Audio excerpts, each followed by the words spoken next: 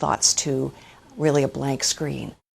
Staying at the Abbott Library, the newest exhibit in the Virginia Carton Gallery, Three-Dimensional Unconventional, 4 series of vignettes, is by Marblehead artist Pascal Quaval. MHTV's James Maroney caught up with Quaval at the library to find out more about her three-dimensional art.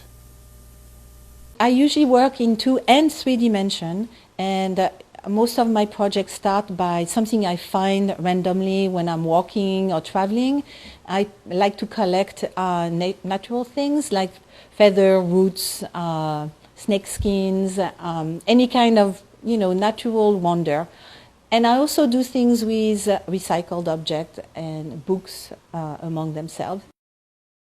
So the Homeless series is a series of 5 little tables that you can hang on the wall, and each one has a figure made of clay that has been painted, and who is taking a shelter under a book. And the book is like a very precarious tent, or like a make-do type of shelter. I started to do that series because I think homelessness is like a big issue in this country, and we think mostly about people who have mental issues being homeless, but actually homelessness is a lot more spread in all different levels of the society. And one of the things that triggered this series is that I had recently in school some students who were like teenagers who found themselves with no home for a couple of weeks because of circumstances with their family. And it turns out that there are quite a few young people who are completely homeless, and they are not kids who are necessarily on drugs. They are kids who are somehow, they found themselves in the street. And so I thought that would be an interesting comment to make for people in Marblehead, because here we are nice and warm in our house, especially in winter, and we tend to forget about that. I start often in 2 dimensions. I do drawing or painting, and for some reason, to me, it doesn't feel complete. My background is in set design, and I graduated for stage designs. And after that, I also worked at Macy's in New York doing the windows.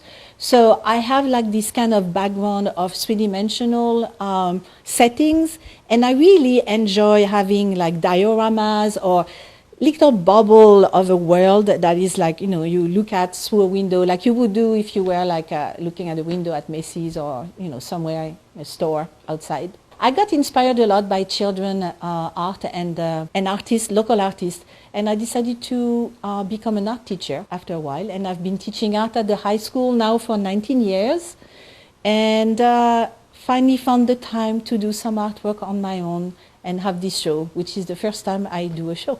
I'm also very happy that maybe some of my students will come and see what I do, because they always say like, well, Miss Quaval, what do you do for artwork? Well, it's hard to explain, so I can say, go to the library and see what's there on exhibition this month.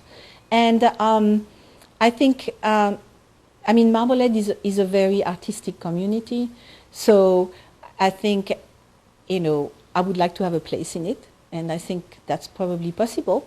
So that's the beginning. I'm always inspired by reality, but I take off very easily and get into imagination. And I enjoy creating made-up worlds and fantasy world. And I think it's fun, I think being in the routine of the everyday life is not enough for me for a piece of art to make sense.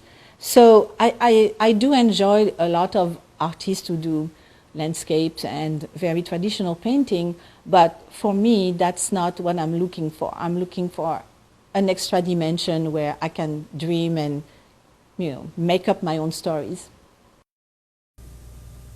And joining us now with this week's Look at Sports is Jess